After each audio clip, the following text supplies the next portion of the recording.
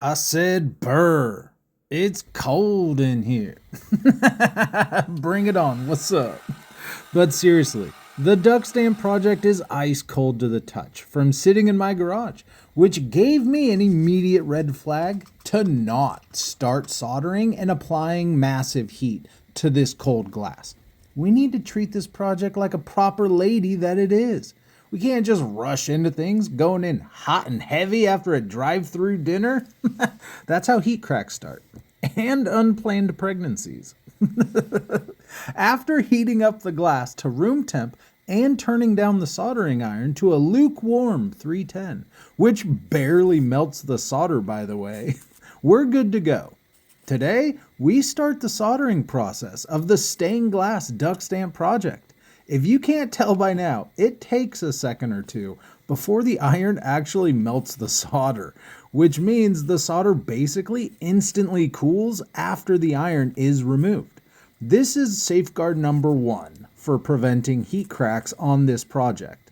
We also shift around the board like a 4-year-old playing Clue. It's just funny because they don't comprehend the rules and just want to check out the mansion. I don't blame them. Anyways, moving around is safeguard number two.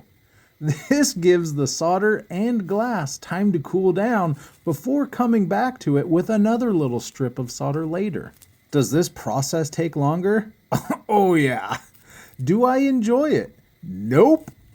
But like life, it's all about the perspective that you choose. Sure, I could get frustrated because it's taking longer. It's cold in my garage, and my soldering looks like the same 4-year-old got bored of Clue and decided to take up stained glass.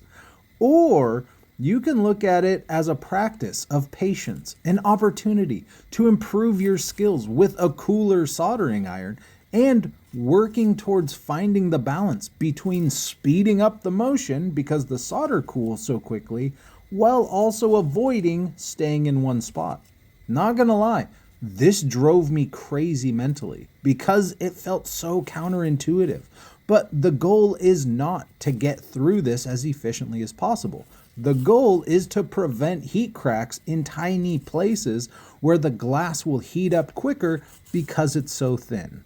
Thank you so much for watching. Be sure to love tap the follow button if you enjoy seeing stained glass art get created one process at a time.